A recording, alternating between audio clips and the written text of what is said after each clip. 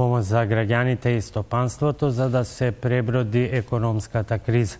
Реформи на јавна администрација, ветинг во судството, битка против корупцијата се дел од клучните ветувања во програмата на новата влада, што ги представи мандатарот Зоран Заев во собранието. Парламентарното мнозинство со аплауз, опозицијата со негодување го проследи излагањето за програмата и составот на новата влада. Павле Беловски е во собранието. Павле, како тече дебатата? Боби, ти веќе ги наброја елементите од експозето на Зоран Заев на што ќе се однесува новата програма на идната влада. Зоран Заев, мандатарот и гостин во собранието денеска со 3 збореја заокружи она што треба да представува новиот мандат на идната влада и новите министри. Тоа е ефикасна, одговорна и стабилна влада. Фокусот ќе биде на економијата, внатрешната политика, но и ќе се задржи патот на евроинтеграциите. Затоа како ќе изгледат чекор по чекор планирањата на Зоран Заев со новите министри, предлагам да слушнеме што тој каже во 30-минутното експозе пред пратениците и председателот на собранието Талат Џафери. Нашите цели се јасни: 20.000 денари минимална плата и 34.000 денари просечна плата до крајот на 4-годишниот мандат. Знаеме како и можеме до крајот на мандатот да ја вратиме нашата економија на солиден и одржлив раст од 4%. Иновативноста, дигитализацијата, предприемачкиот дух ќе го водат главниот збор во трансформацијата на нашата економија. За да биде успешна трансформацијата на нашата економија во динамична, отворена и конкурентна, нудиме стабилна макроекономска рамка во која даночниот систем ќе биде предвидлив, ефикасен, праведен и сериозно ќе ја намали сивата економија, а ќе ја поттикне приватната иницијатива и инвестициите. Принципите и вредностите на кои инсистираме во оваа програма се клучни европски вредности: грижата за индивидуалните и колективните идентитети, заштитата на културното наследство, мултикултурноста, грижата за различностите и ранливите граѓани, интеркултурниот диалог, децентрализацијата, учеството и културната демократија.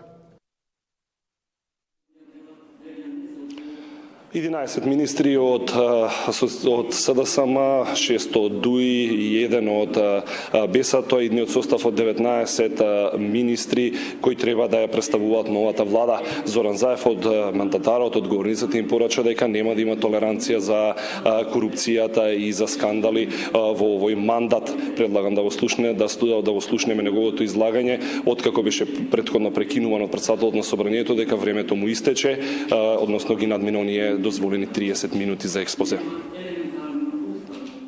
Почитувани кандидати за министри, од вас очекувам иста одговорност. Да ги ставите интересите на граѓаните и државата на прво место. Имате привилегија во вашата работа да донесете добро за нашата држава и за нашиот народ. Искористејте ја. Очекувам посветена работа и целосно да се вградите и да водите процеси кои носат трансформација на подобро. И никогаш не заборавајте дека секој од вас е одговорен и пред граѓаните, и пред законите. Нема толеранција за прекршување на законите или етичките норми, без разлика на функцијата која извршувате. Довршете ја мислата. Завршувам, председателе. Со тоа немало и никогаш нема да има компромис.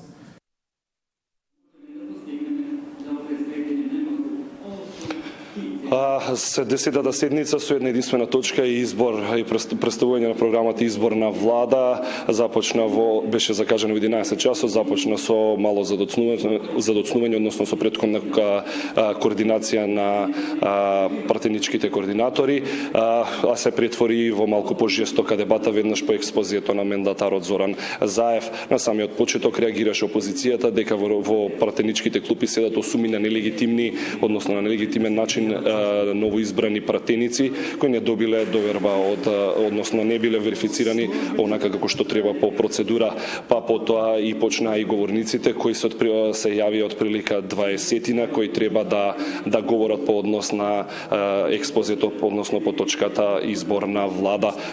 Предлагам да видиме дел од досегашната дебата. Оваа влада оваа коалициона влада е во суштина влада на лагата.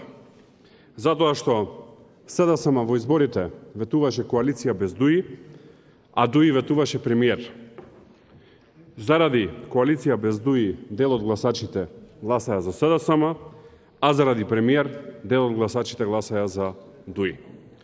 Денеска гледаме дека ветувањата не важат. Денеска гледаме дека ветувањата важат до завршување на изборната кампања и дека после тоа на сцена стапуваат интересите. Бевте носител во 4-та изборна единица. Веројатно возевте од Штип према Струмица. Не ви е срам да лажете дека не се гради? Или се правите при очи слеп? Па ветувавте во изборната кампања пат Штип-Крупиште, дека ќе почнете да го градите, пат кој што е веќе реализиран. Вашата заменик дополнителен министер за финансии кочеше кредити од Светска банка 100 милиони евра, кои што беа наменети за подобро справување со корона кризата. Кого вие лажете?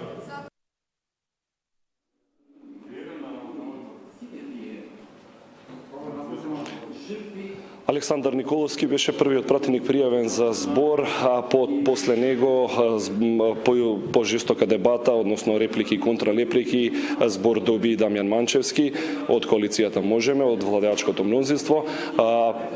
Потоа наред дојде и Антонио Милушевски од опозицијата. Пријавени следни за збор се пратениците Скендер Реджепи и Сања Лукаревска.